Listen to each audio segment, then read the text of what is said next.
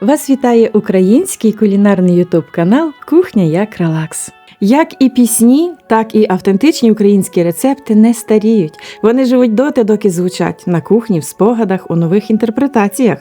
Ми не просто готуємо, ми відроджуємо страви, які колись зігрівали родини, і переосмислюємо їх для сучасного смаку, бо справжнє не втрачає цінності, воно стає ще ближчим, коли з любов'ю подати його по-новому. Колись цей десерт готували переважно до святкового столу. А я покажу, як може виглядати соложеник сьогодні. Ніжні млинці, яблука в карамелі, горіхи і трішки смачного молочно-заварного соусу. Цей десерт як зустріч минулого і сучасності в одному ароматі. Ну що ж, давайте готувати разом. Соложеник – це давній український десерт. Його готували з млинців, начинки та вершкової заливки або ж заливки зі збитих білків. Простий, але ароматний. Забутий, але вартий згадки. Кухня як релакс сьогодні переформатовує цей рецепт і робить так, аби ним було зручно пригостити кожного окремо.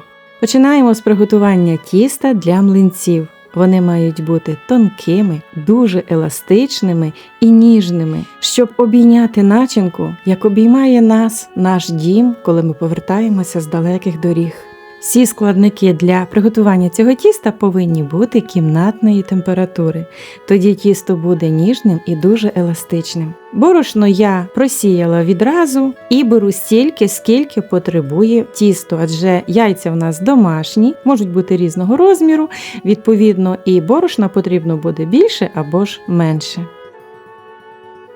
Тісто борошном не забиваємо, даємо його рівно стільки, аби тісто було рідким, а наші млинці тонкими та еластичними.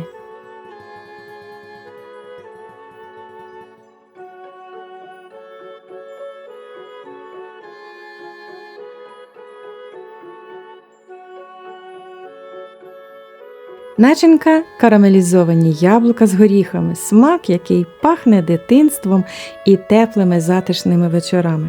Цукор розтоплюю з вершковим маслом і туди ж викладаю очищені та порізані яблучка.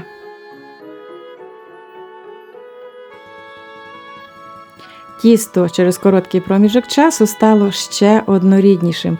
Починаємо випікати млинці. Я випікаю їх на сухій сковороді без додавання жиру, адже олія в нас є в тісті. Млинчики тоненькі, еластичні, ніжні, саме такі, якими мають бути для приготування цього десерту.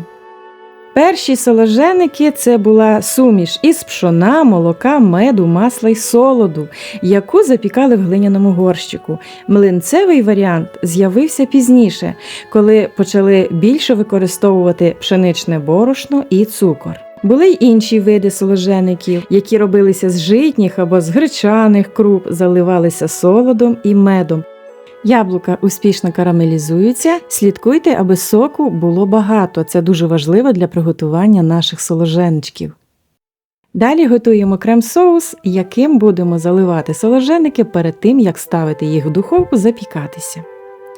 І для цього соусу я беру не вершки, а згущене молоко.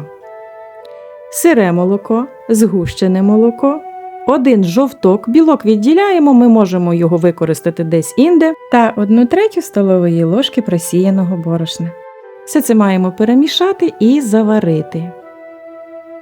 Проте слідкуйте, аби заварювався крем не надто довго, щоб не загустів. Він має бути достатньо рідкої консистенції.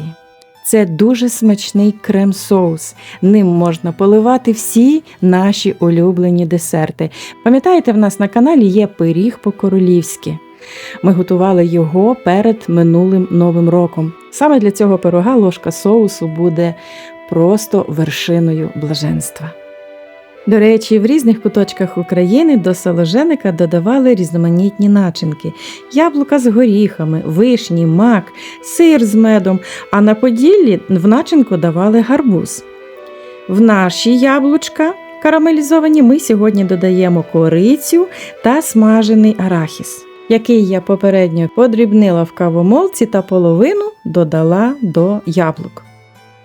Соложеник найчастіше готували жінки для родинних свят, і вважалося, що господиня, в якої виходить соложеник, добра і ласкава, тому молоді дівчата тренувалися його робити перед заміжжям, аби потім про них, як про господинь, була добра слава.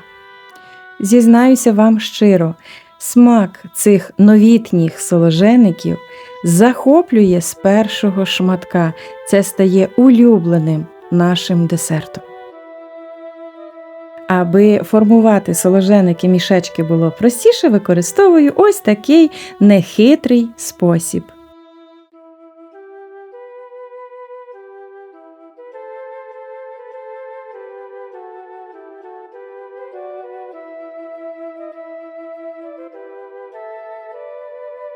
Викладаю всі мішечки у змащену вершковим маслом форму.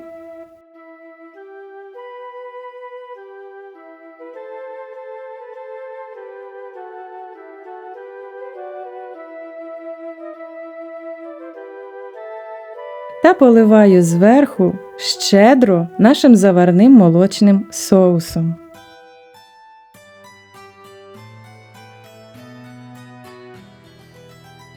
Арахісом, який залишився, посипаю зверху. Колись солодкі страви часто подавали просто з пательні, але соложеник мусив пройти крізь випікання в печі. Так він набував густоти, ніжного присмаку і золотистої скоринки. Соложеник – справжній скарб української кулінарії, і хоч про нього сьогодні знаємо дуже мало, я впевнена, що після сьогоднішнього рецепту кожному з вас захочеться його приготувати, лише була б така можливість. Всім нам сьогодні зовсім нелегко, але ми продовжуємо жити, продовжуємо відновлювати, зберігати наше українське. Тож я безмежно вдячна кожному з вас за отой неоцінений внесок, вподобайкою, коментарем та поширенням. Ви робите все для того, аби наші українські страви стали популярними, про них стали дізнаватися в інших країнах, і українська кухня відроджувалася з новою силою. Дякую кожному з вас за вашу величезну підтримку. А ми сьогодні з вами приготували 3 самостійних складових, які можна використати в інших стравах. Тісто для ідеальних млинців, дуже смачна соковита начинка та молочно-заварний соус для десертів. І як підсумок всього, ми з вами приготували забутий український соложеник в новій сучасній інтерпретації. А ви ж залишайтесь з нами надалі, підпишіться та натисніть дзвіночок, аби не пропустити наші майбутні українські забуті страви. І з вами була Кухня як релакс. До нових зустрічей!